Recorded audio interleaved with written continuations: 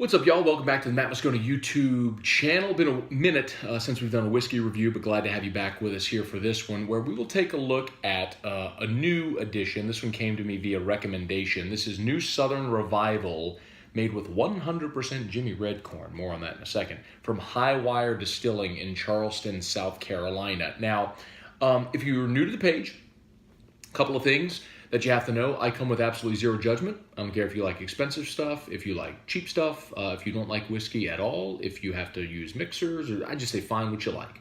The purpose, I'm not a connoisseur. I am not a whiskey expert.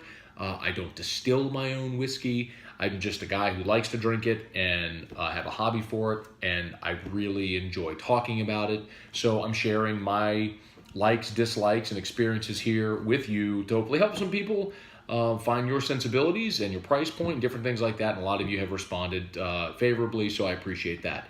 I broke one of my own cardinal rules with this one, which is find your price point, and if it's something above a certain price point, then don't buy it unless you tried it. And a lot of times you can go into a store and ask a retailer if they have an open bottle or if they'd mind letting you try something.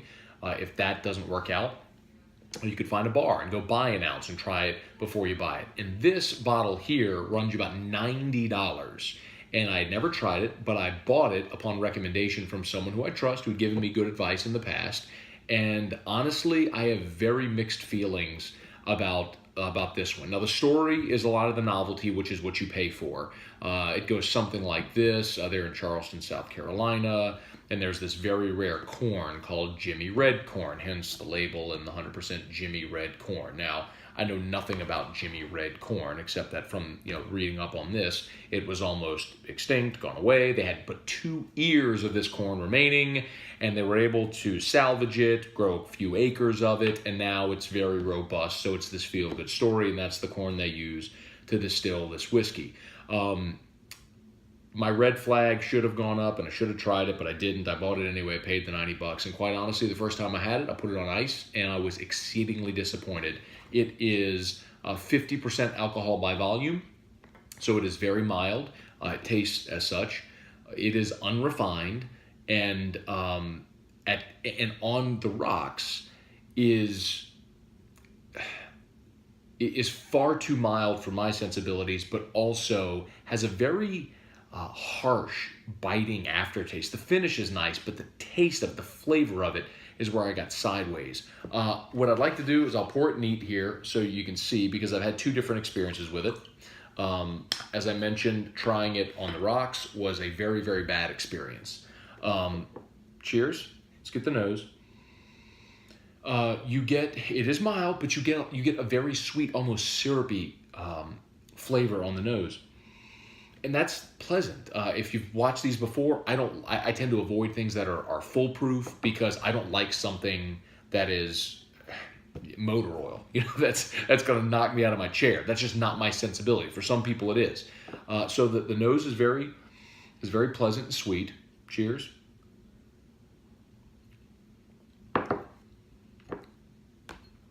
When you drink it neat, you get a longer finish. And you get a little more of that sweet flavor. It's not as mild and diluted, but you still get that biting aftertaste. My point with this is that if this bottle was $35, I would have no problem. $35, I'd have that on my bar all the time.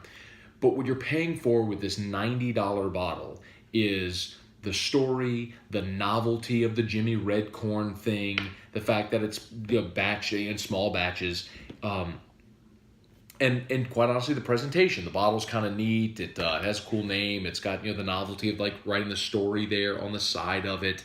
And there's a lot of those elements that let you think, hey, this is cool. It's a novel drink. But for what you pay for it, it just doesn't live up. So I would not in any way recommend anybody go spend $90 on this. It's not terrible. It's much better neat than on the rocks, at least from my experiences. But for $90, I will never buy another bottle of this. And quite honestly, I'm going to have to find a way to either find someone who likes it and offer it to them when they come to my home, or find a mixologist that can make a recommendation of a mixer, some type of specialty cocktail to make with this, because it's not something that I'm just going to choose off my bar, put it on ice, and sip and watch a ball game or something like that and enjoy it. So I would say if you're interested, if the description of it or the story is interesting to you, I would highly recommend find someone who will let you try it before you go spend the money. And always, again, I broke my own rule, but again, that's my fault for trusting the recommendation of someone that I normally trust.